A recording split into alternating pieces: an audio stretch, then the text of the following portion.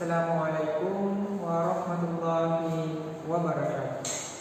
Selamat pagi Ananda sore dan sore semua. Semoga pelajaran hari ini akan berjalan dengan baik dan berjalan dengan lancar. Pak Guru selalu doakan anak-anakku semua yang ada di rumah senantiasa sehat walafiat. Dan Pak Guru ingin anak-anak selalu menjaga adabnya di rumah, menjaga murojaahnya, menjaga sholat sunnah dan sholat wajibnya, serta tetap taat dan patuh kepada kedua orang tuanya. Sekarang, hari ini kita akan kembali belajar untuk mapel PAUD. Dan sebelum belajar, seperti biasa, Pak Guru ingin anak-anakku semua yang ada di rumah berdoa terlebih dahulu sebelum belajar. Berdoa dimulai. Allahumma inni as'aluka ilman nafi'an wa rizqan thayyiban wa amalan mutaqabbalan. Rabbi zidni ilman warzuqni fahman. Semoga dengan kita berdoa kepada Allah, apa yang akan kita lakukan hari ini akan dimudahkan dan akan bernilai ibadah di sisi Allah Subhanahu wa taala. Amin. Baik, anak-anak semua, hari ini kita akan belajar tentang hati tentram dengan perilaku terpuji. Maksudnya apa anak-anakku? Hati kita akan tenang ketika kita melakukan perbuatan-perbuatan yang baik. Hari ini kita akan belajar tentang dua perbuatan yang sangat mulia, perbuatan terpuji, sifat yang mulia, sifat terpuji, yaitu ikhlas dan mohon pertolongan. Pertama, Pak Guru ingin tanya anak-anakku, ada yang tahu apa itu ikhlas? Iya, ada yang menjawab tulus hati, ada yang menjawab bersih hati. Itu betul sekali anak-anakku. Ikhlas adalah melakukan sesuatu tanpa berharap imbalan dari apa yang kita lakukan. Melakukannya semata-mata hanya agar mendapat ridho Allah Subhanahu wa taala. Tidak berharap mendapat pujian dari orang lain, baik orang tua, baik dari guru, baik dari tetangga atau orang lain. Ketika melakukan sesuatu, dia dengan ikhlas tanpa berharap dari apa yang dia lakukan, dia akan dipuji. Dia akan tulus hatinya, bersih hatinya, dia akan tulus betul-betul. Ketika ingin menolong orang, dia langsung tolong tanpa harus melihat apa ada orang yang melihat saya. Ketika ada orang melihatnya, baru dia akan tolong supaya dia dipuji oleh orang itu. Maka itu dikatakan bukan ikhlas anak-anakku ya. Lawan dari ikhlas adalah riya.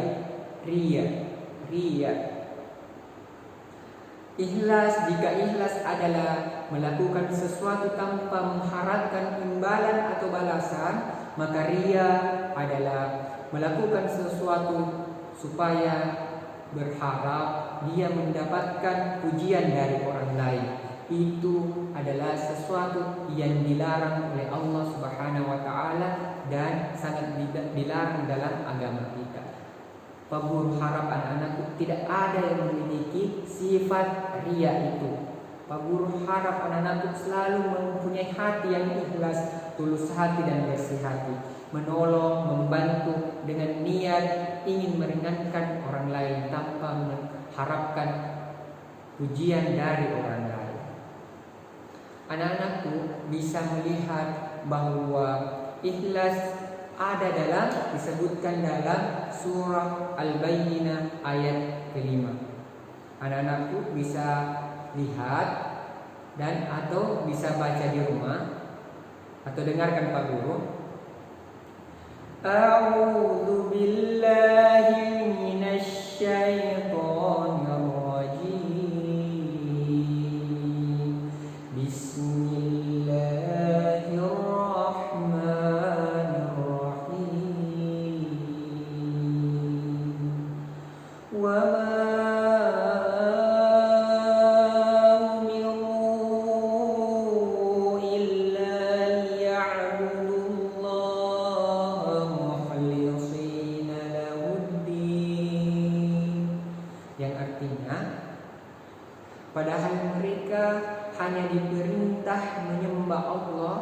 dengan ikhlas menaatinya semata-mata karena menjalankan agama. Jadi menyembah Allah itu dengan ikhlas anak-anakku, sholat itu dengan ikhlas anak-anakku, puasa itu dengan ikhlas anak-anakku, berzakat itu, bersedekah itu dengan ikhlas anak-anakku, dengan hati yang tulus, dengan hati yang bersih. Maksudnya apa anak-anakku? Pak Guru ini ketika anak-anakku sholat, ketika anak-anakku berpuasa, bukan untuk dipamerkan ke orang lain, bukan untuk dipuji orang lain. Sampai-sampai mengatakan, Pak Guru lihat saya lagi sholat, Pak Guru lihat saya sedang puasa. Bukan seperti itu yang dibilang ikhlas. Itu ketika begitu, itu artinya anak-anakku bersifat ria, ingin dipuji oleh orang lain, dan itu sangat dibenci oleh Allah. Ketika anak-anakku seperti itu bilang, Pak Guru saya sholat, Pak Guru, Ibu Guru saya sedang puasa, Pak Guru tadi saya menolong ini, Pak Guru tadi saya bantu ini. Maka ketika anak-anakku mengatakan itu, maka pahala dari apa yang dilakukan anak-anakku, pahala puasa, pahala sholat, pahala membantu dan menolong orang, itu akan sia-sia anak-anakku, akan berkurang pahalanya. Karena keikhlasannya anak-anak melaksanakan itu sudah tidak ada, karena lebih ingin dipuji oleh manusia dibanding ingin mendapatkan ridho dari Allah Subhanahu wa ta'ala, dibanding mendapat pujian langsung dari Allah Subhanahu wa ta'ala. Sungguh rugi ketika kita seperti itu anak-anakku ya.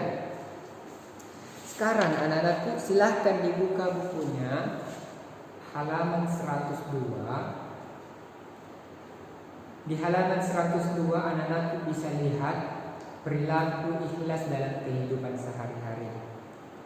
Di gambar pertama ada gambar seorang kakak menemani adiknya untuk bermain dengan senang hati karena ibu sedang memasak. Jadi anak-anakku ketika berada di rumah ada adiknya, ketika orang tuanya lagi sibuk dan minta tolong, maka bantu orang tuanya dengan ikhlas, tanpa harus marah-marah dulu. Tanpa harus marah-marah dulu baru dilakukan. Marah-marah tapi tetap dilakukan. Mending tidak marah-marah dan tetap dilakukan anak-anakku, kan pahalanya menjadi lebih banyak, keberkahannya menjadi lebih baik. Gambar kedua, membantu teman dengan ikhlas tanpa mengharap imbalan. Lihat, ada gambar anak laki-laki yang sedang bermain sepeda tapi temannya terjatuh. Maka teman yang baik harusnya membantu temannya, bukan malah mengetahuinya atau malah mengejeknya. Bukan seperti itu anak-anakku ya. Dan gambar berikutnya ada gambar seorang murid laki-laki yang sedang membantu ibu gurunya menghapus atau membersihkan papan tulis dengan ikhlas, tidak mengharapkan pujian guru dan temannya. Jadi dia langsung naik menghapus, membersihkan papan tulis tanpa ingin dipuji oleh gurunya, tanpa ingin dipuji oleh temannya. Dan gambar terakhir ada anak yang belajar dengan sungguh-sungguh dengan ikhlas agar mendapat ilmu yang bermanfaat. Bukan belajar karena ingin dipuji oleh orang tuanya, ingin dipuji oleh temannya, ingin dipuji oleh gurunya. Dia semata-mata belajar dengan sungguh-sungguh hanya supaya mendapatkan ilmu dari Allah Subhanahu wa ta'ala. Jadi anak-anakku, jika anak muslim sudah mampu berperilaku ikhlas, maka ia akan mendapat beberapa keutamaan sebagai berikut. Pertama, hati menjadi bersih dan dari sifat tercela. Hati akan cenderung lebih tenang, hati akan selalu bahagia, berasa bahagia. Anak amal kebaikannya akan diterima oleh Allah, mendapatkan pahala dan ridho Allah, mendapatkan ketenangan dalam hidup, terhindar dari perilaku dosa seperti riya, insya Allah. Sekarang kita akan belajar tentang memohon pertolongan. Anak-anak, apa yang anak-anakku tentang memohon pertolongan? Iya, betul sekali. Memohon pertolongan artinya meminta bantuan agar dapat melakukan sesuatu atau dapat keluar dari kesulitan atau kesusahan. Mohon pertolongan banyak macamnya. Pertama, mohon pertolongan agar dimudahkan dalam melakukan sesuatu. Kedua, memohon pertolongan agar lepas dari kesulitan yang menghimpit. Yang ketiga, memohon pertolongan agar terhindar dari bahaya. Yang keempat, memohon pertolongan agar sembuh dari penyakit. Memohon pertolongan biasanya kita lakukan dengan berdoa, anak-anakku. Ya, berdoa. Dan anak-anakku silakan dibuka bukunya halaman 104. Memohon pertolongan itu hanya kepada Allah Subhanahu wa Ta'ala. Allah Subhanahu wa Ta'ala melarang setiap hambanya meminta pertolongan dengan berdoa kepada selain Allah Subhanahu wa Ta'ala. Semisal memohon pertolongan, meminta pertolongan, meminta kesehatan kepada tempat-tempat yang dianggap keramat, misalnya pohon besar, minta pertolongan kepada gunung, minta pertolongan di kuburan, itu salah besar dan tidak dibolehkan sama sekali dalam Islam.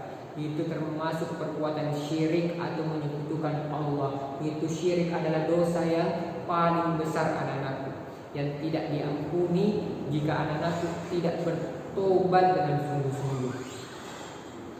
Sekarang anak-anakku, Allah Subhanahu wa Ta'ala berfirman dalam Quran surat Al-Fatihah ayat kelima, Iyyaka na'budu wa iyyaka nasta'in, yang artinya hanya kepada Engkaulah kami menyembah dan hanya kepada Engkaulah kami memohon pertolongan. Maka dari itu anak-anakku, tempat kita memohon pertolongan hanya kepada Allah Subhanahu wa Ta'ala. Tidak boleh tempat lain. Ada yang ke gunung, ada yang ke sungai besar, ada yang ke lautan, ada ke kuburan, ada ke pohon besar. Itu sangat tidak dianjurkan dan tidak dibolehkan. Sekarang anak-anakku menerapkan perilaku memohon pertolongan hanya kepada Allah. Dalam Quran surah Al-Ikhlas ayat kedua, Allahus Samad, Allah tempat meminta segala sesuatu. Ketika anak-anakku semua merasa kesulitan, lagi tidak tenang, maka mintalah semuanya kepada Allah. Entah itu ingin diberikan ketenangan, ingin diringankan masalahnya, ingin masalahnya diselesaikan, maka minta Allah menyelesaikan, membantu menyelesaikan masalahnya. Contohnya, lihat anak-anakku di gambar pertama. Ada gambar anak-anak yang ada di sekolah sedang berdoa. Mereka memohon pertolongan agar diberi kemudahan dalam belajar. Kemudian ada anak-anak yang pamit kepada kedua orang tuanya sebelum berangkat ke sekolah dengan mencium tangannya. Untuk apa? Sebelum berangkat ke sekolah, pamit kepada orang tua dan mohon pertolongan kepada Allah agar diberi keselamatan di jalan. Dan lihat anak-anakku sebelum tidur, lagi-lagi anak soleh dan solehah kita dianjurkan, disunnahkan berdoa kepada Allah sebelum tidur agar dijaga dari gangguan syaitan dan mimpi buruk. Lihat sebelum makan juga dianjurkan untuk berdoa kepada Allah agar diberi keberkahan dari makanan itu dan supaya makanan itu menyehatkan tubuh kita. Sekarang anak-anak kita sudah belajar tentang sikap ikhlas. Lawan dari ikhlas adalah riya, mohon pertolongan hanya kepada Allah supaya diberi kesehatan, keselamatan dan diberikan kemudahan. Anak-anakku, hari ini tugasnya ada di halaman 108 dan 109. Pak Guru harap anak-anakku diberikan kemudahan, selalu ikhlas dalam mengerjakannya supaya ilmunya menjadi berkah dan bermanfaat, dan selalu meminta pertolongan kepada Allah supaya dimudahkan dalam mengerjakan soal-soal latihan yang ada di halaman 108 dan 109. Insya Allah keberkahan dan kemudahan akan bersama anak-anakku semua. Terakhir dari Pak Guru ingatkan kembali untuk senantiasa menjaga sholatnya, menjaga adabnya, menjaga murojaahnya di rumah. Selalu berbicara yang baik kepada kedua orang tua, kepada adiknya. Selalu rendahkan suaranya ketika berbicara kepada orang tua dan kepada orang yang lebih tua. Selalu menasihati adiknya dengan cara yang baik, bukan dengan cara dimarah-marahi. Assalamualaikum warahmatullahi wabarakatuh.